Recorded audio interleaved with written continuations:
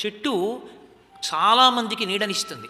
కానీ చాలామందికి నీడనిచ్చి కాయలిచ్చి పళ్ళిచ్చేటటువంటి చెట్టు మాంసనేత్రానికి కనపడచ్చు తప్ప అసలు ఆ చెట్టు నిలబడడానికి వీలైన రీతిలో కటిక చీకట్లో గాజు పెంకులు రాళ్ళు ముళ్ళు అడ్డొస్తున్నా ఏమీ కనపడకపోయినా నీరు ఎటువైపుకి ఉందో వెతుక్కుంటూ అటువైపుకి మాత్రమే వెళ్ళి ఆ నీటి కయ్యలోకి తాను ఉండి నీటిని పీల్చి పైన ఉన్న చెట్టుకు అందిస్తున్నటువంటి వేరు కింద ఉంది.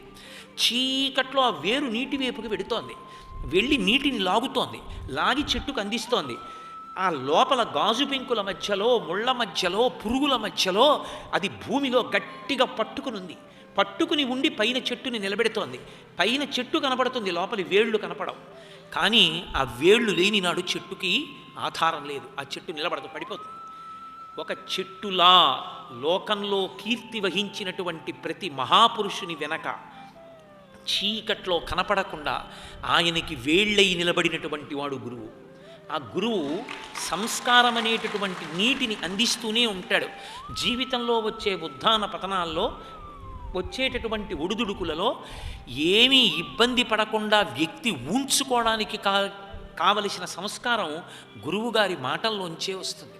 కాబట్టి రామచంద్రమూర్తి శ్రీరామాయణంలో అంత ప్రకాశించి త్రేతాయుగం ద్వాపరయుగం అయిపోయి కలియుగం వచ్చిన తరువాత కూడా రామనామము వ్రాయబడకుండా ఏదీ వ్రాయకుండా, రామనామం చెప్పకుండా ఏదీ చెప్పకుండా, రామాలయం లేకుండా ఏ ఊరు లేకుండా, రాముడు ఆదర్శప్రాయుడు అని ప్రతి తల్లి తండ్రి తన బిడ్డకి నేర్పకుండా సమాజము లేని రోజు లేకుండా ఉన్నది అంటే ఒక్కటే కారణం, రామచంద్రమూర్తి అనేటటువంటి వటవృక్షం ఏర్పడడానికి కారణం గురువుల యొక్క వైభవం.